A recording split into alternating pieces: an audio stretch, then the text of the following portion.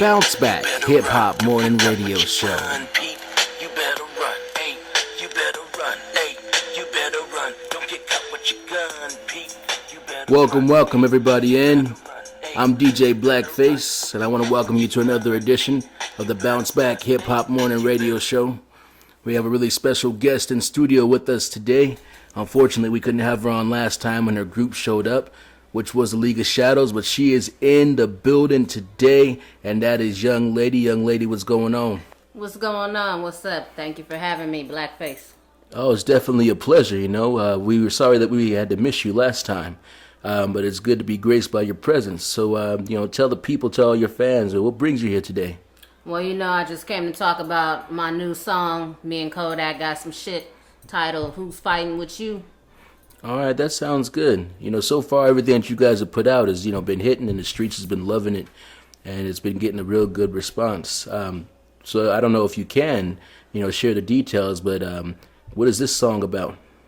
This song is basically about who's on your side and who's not, who trying to see you fail and who really got your back, because haters lurking everywhere. This is just really putting people out there.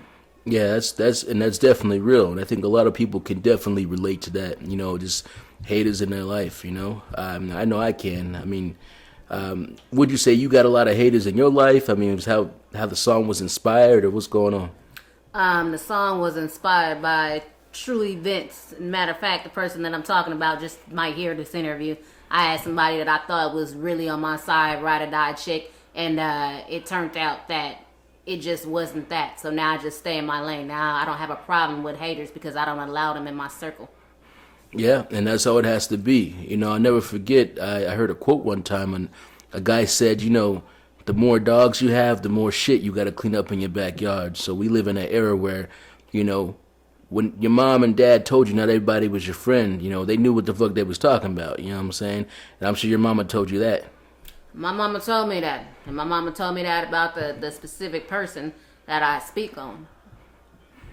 Now, speaking of your moms, last time Kodak was here, he revealed that you and him were actually real-life brother and sister. So I just kind of got to know because, I've had a chance to talk to Kodak and see his progression through two different mixtapes now. What was it like, growing up together, you and him, and how were your interactions when you guys were kids?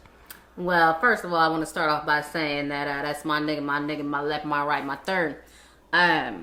He's a genius, like a real life genius, and he was a loner, but he was always willing to learn. And once he got to be about, at first he didn't even like rapping, but once he got older, I finally got him into it, and he became really good at it. His mind, anything he touches turns to gold. So.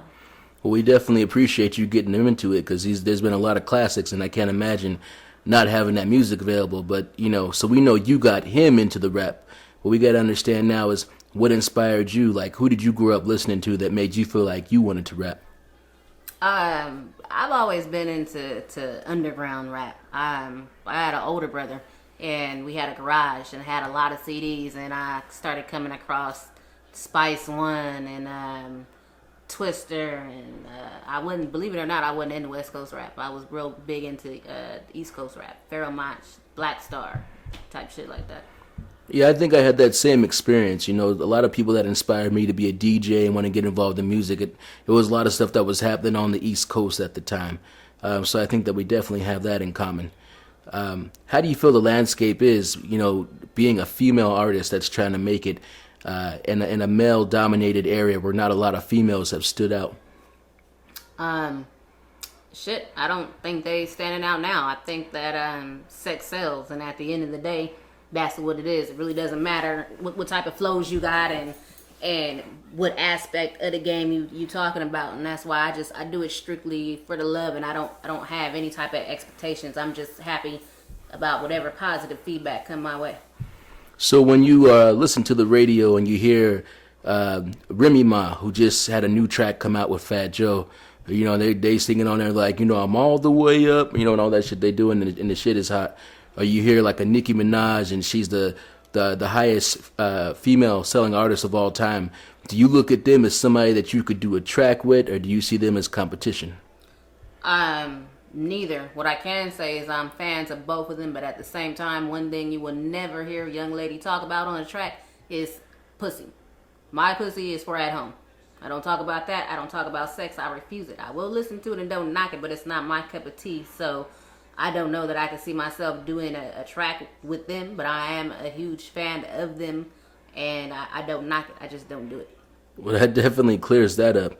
That's probably what every dude is looking for. As they say, they want a lady in the streets but a freak in the bed. I think that was Little John and Usher that made that famous or something. But that's the absolute truth. Is there any one thing that you want the people listening to know about you when they're listening to your music? Something unique about you, or something you want the people to know about your background? I just want them to know that in my prime, I was a fucking beast.